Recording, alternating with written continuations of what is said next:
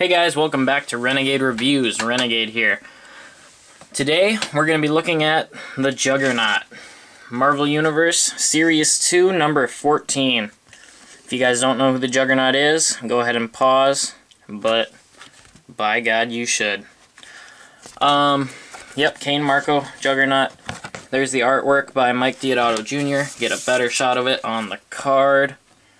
This one you hold sideways. Very cool, guys. And I think it's very worth noting that this letter may be the best one they've ever put out just because of how cool it is.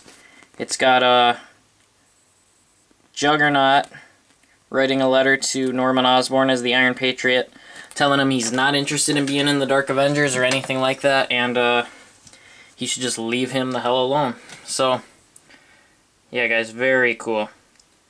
Now looking at the Juggernaut here, he is just a great, massive figure. Comes with his figure stand, which he barely needs, Juggernaut 14. You know, because he stands very well on his own. You can see him here in just a standard stance. So there's the Juggernaut.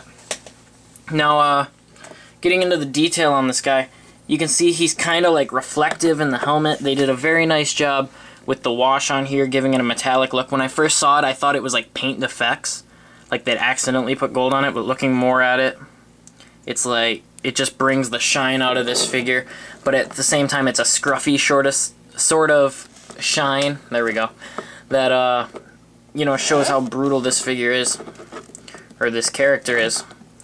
Now, there are some paint discrepancies in here. There's a little mark you can barely see on the fist there.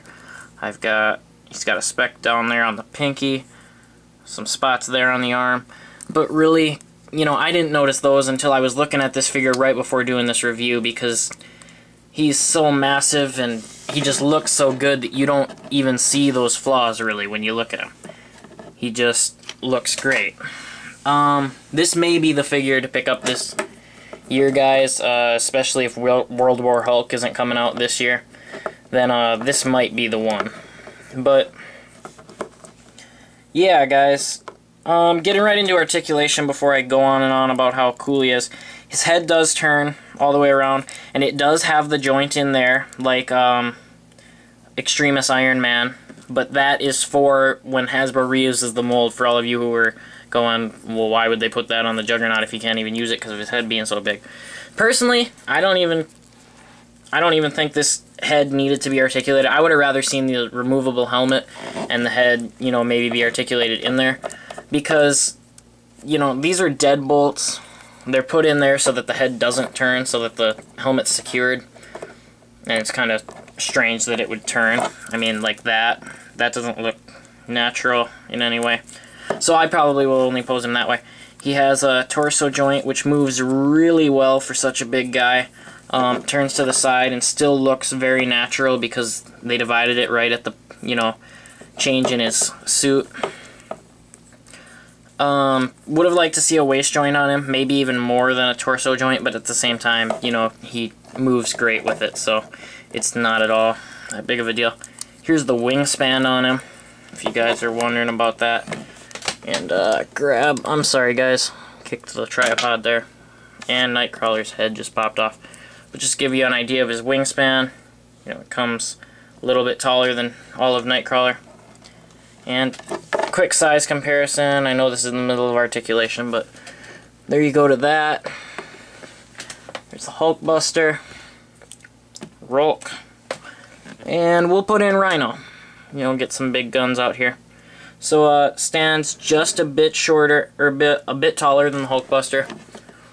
He's right up there with Rolk, just a bit taller even, Juggernaut is.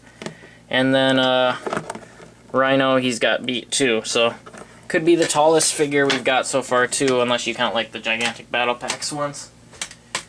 So, bicep swivel, single joint at the elbow. Forearm moves around. These things are movable, and they have good detail on them too. All of his brown armor has little scuffs, and it has a brown paint job, but then with a black wash over it that brings out the muscle.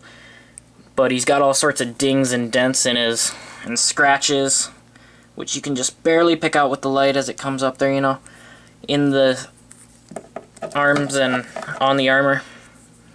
Leg moves out to the side a bit. Comes forward really well. I mean, you could have him kicking a door in just fine. He's got the thigh swivel all the way around. Double jointed knees. Does turn at the top of the boot. Has a hinge at the ankle. And this is just a great figure, guys. He stands really well. I'm extremely happy with this guy.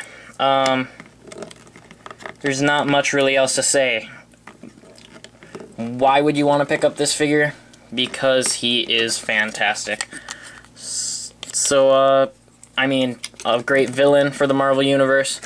He's in Thunderbolts now. I don't know much about that, but he's in it, so could want him for that. Any X-Men fan needs him. Any Brotherhood fan needs him.